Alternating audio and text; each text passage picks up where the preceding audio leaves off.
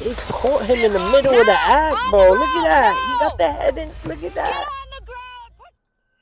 What up, world? It's your boy Short. We back in the building.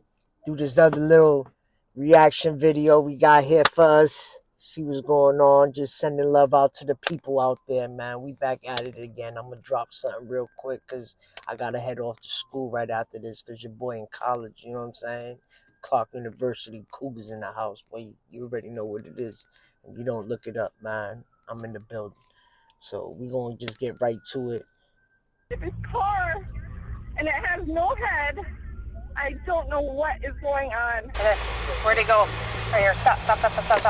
On July 28, 2021, onlookers in Shakopee, Minnesota would witness a man removing the body of a headless woman from his car. That man would later be identified as Alexis Sabora Viltres, an illegal immigrant from Cuba. Alexis seemed to have a life on the road. He was living in a Travelodge motel nearby with a girlfriend of his, America Thayer. Police recordings investigating the incident hint that they had been living there since December of 2020. People who interacted with Alexis felt uncomfortable, to say the least. Alexis's character fits his criminal record as well, as he has multiple convictions in Minnesota and Louisiana for arson, driving under the influence, fleeing a police officer, and domestic abuse. You see what happened? Yeah. He looked like he chopped some shit off. Did it happen just right now here? Yes. Holy shit. Is that real? Or is that fake? Looks real to me. Alexis's domestic abuse records span as far back as 2009. At that time, he was arrested for preventing his then-girlfriend from leaving their vehicle by pulling on her hair. He also has another domestic abuse charge in 2011 with a different past living girlfriend. For this girlfriend, he was charged with attempted murder, second-degree kidnapping, false imprisonment with a dangerous weapon, and domestic abuse battery by strangulation. His girlfriend from 2011 was found with a swollen face and a lacerated arm. Reports indicate that the extreme abuse happened in that case due to a belief Alexis had, that his then-girlfriend was cheating on him. Alexis reportedly threw his victim on a bed, suffocated her with a pillow, and repeatedly punched through the pillow, swelling her right eye and lips. That's wild, people. Let me just spit some game real quick to y'all, man. That jealousy, people, that is not sexy. Women don't like that, bro. Women don't like when you get, like, you're a monster doing shit like this.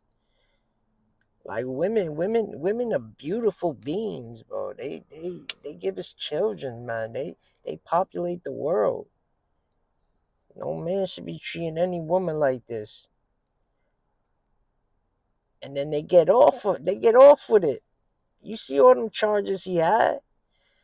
And then at what point they wait for something like this to happen for him to chop the head off when she could have been alive right now? Because they been knew what he was about. He then grabbed a large knife, repeatedly told her he was going to kill her, and attempted to stab her, causing the laceration in her arm. Eventually, Alexis's knife broke and the victim was chased throughout their home. Alexis resorted to using a pair of scissors as a weapon. Holes caused by the knife and scissors could be seen throughout the home, including in a door and parts of the bed. A third roommate called the police during this altercation, and Alexis threatened to kill his victim and his roommate if they spoke to the police. After these incidents, ICE had intervened and tried to deport Alexis. However, his home country of Cuba wouldn't approve the necessary travel documents, forcing him to stay within the U.S. Eventually, Alexis was released. Bro, y'all heard that? His own country didn't want him. This is for all y'all immigration lovers out there, and listen, I don't want to cause no controversy because I got love for all y'all, but understand when these countries bring their people over here, this is what they're sending criminals. His own country didn't even want him back, and he's not a citizen, bro. Now I'm not let me get this straight. I'm not saying immigrants, that's what they're about. I'm talking about him in particular. He bugging. His own country didn't want him. The U.S. didn't want him. So what do? You release him. That's what they did. They released him on an order of supervision. Fast forward to 2017, and Alexis would have a new girlfriend by the name of America Thayer. On July 23rd of that year, America... She cute too. And then these would These call law girls be enforcement getting with after a these dudes, domestic don't even know dispute what with they're about. Alexis. Reportedly, Alexis Girls, became angry do because your he homework, thought man. she was Don't just be speaking with getting with another man dudes. at the bar they were both patronizing. When police arrived on scene for that case, Alexis had pinned down America and forced his hand over her mouth because he did not want her speaking with law enforcement. For that incident, Alexis was arrested and a pre-trial no-contact order was put in place. However, just 3 days later, America then wrote a handwritten note asking to have it removed, saying, "I need to be in contact with him to help us, and we will go to any treatment recommended." She highlights that they didn't have problems for 4 years. Unfortunately, it is common for victims of domestic abuse to downplay their own abuse. According to the National Coalition Against Domestic Violence, victims of domestic abuse may have a hard time leaving a relationship due to the fear of retaliation, due to manipulation tactics that may make them believe they lack Yeah, safety or man. You support know outside why? of You their know why partner. they feel that way? Because they don't feel protected by the police that is supposed to be protecting and serving. They tell them, go get these little restraining orders out there and you're going to be all set. Restraining order ain't never stopped nobody from doing nothing. Let me just say that. Because you can have a million restraining orders. The motherfucker can have to be a million miles away from you. And how, they're not in front. There's no police in front of your house watching. How they going to know he going to pull up? Come on, man. They need to fix the game, man. Due to mixed feelings of good times or love for their partner despite the abuse. One study listed in the U.S. Department of Justice interviewed men who had killed their partners. Most often, the precipitating events that led to the murder were either threats of separation by their partner or actual separations. Unfortunately, on July 28, 2021, Alexis would contribute to that statistic by killing America and discarding her body in broad daylight. Multiple witnesses were interviewed at the time, and one had even recorded a video on Snapchat of America's head on the road and the rest of her body being thrown out of the car. And was he the only one in the vehicle? No, well, there's this body laying on the ground.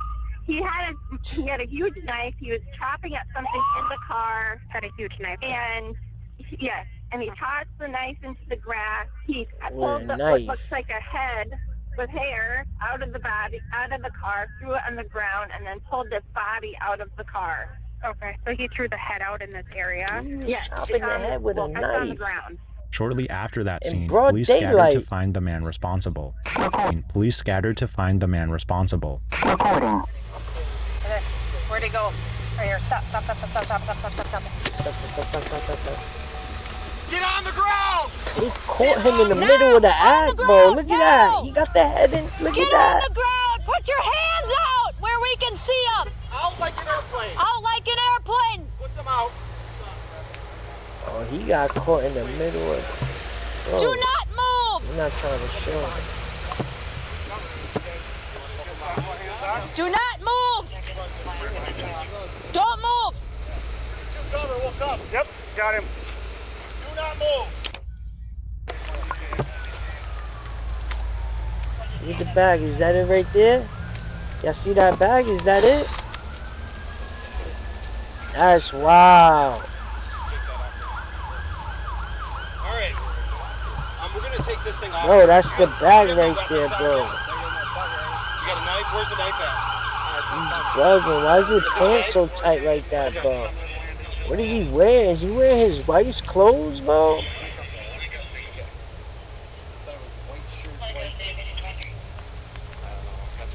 Bro, those are definitely female clothes. We'll find out. Okay? What's your first name, sir? Alexi? Alexis, right? Saburai? You got your ID in your pocket? Just All right. mad calm. What we're gonna do is we're gonna after the officers finish patting you down here, we're gonna put you in a car and we're gonna go visit with you. Those are definitely girl sneakers We're gonna too, need a bro. translator. Later at the station, Alexis confessed to killing America.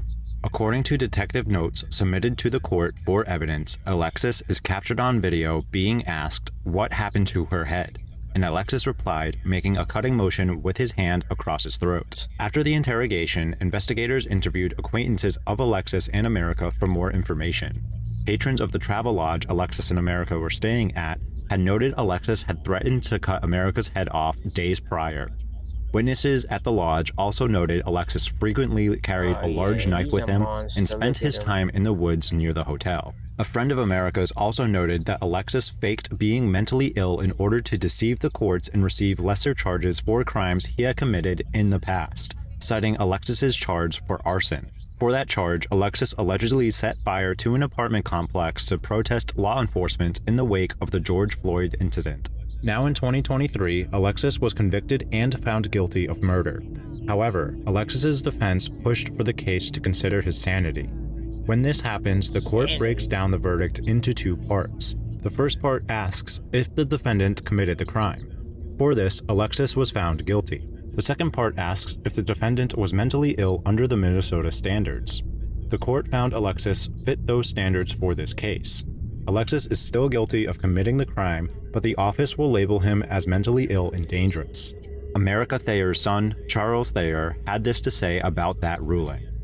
It is tough to understand how somebody can commit cold-blooded murder, plan to do it, tell everyone they're going to do it, have a motive to do it, and then somehow be considered insane. Should the judge make that determination, Alexis will likely be sent to the Minnesota Security Hospital in St. Peter, which is a secure facility. Yeah, at the time of editing this video, Alexis is still in custody at the Scott County Jail. The commitment trial is currently scheduled for August 28, 2023. John, what hotel number? 236. He's gonna go start writing the warrant. Yep. Yes. So, all right, we'll just bring him. You want to transfer him back? It's not a day. Yeah, man. I don't know. Let me know what y'all It's a thought season. about that video, man. I just want to say, ladies, man, just know who y'all be with, man. Know who y'all get with. Don't just crawl up in with anybody just because they attractive or they got good game. They know how to talk. You know what I'm saying? Because your life might depend on it, and that's a fact, as that video just showed. Some of these dudes don't care, bro. They put their hands on women. But for y'all shorties out there, y'all dealing with any type of domestic violence, man, any type of domestic abuse, I'm going to put a link down in the bottom. You know what I mean? Hit it up. It's anonymous, man. Just, you already know what it is. Much love. It's your boy. We out.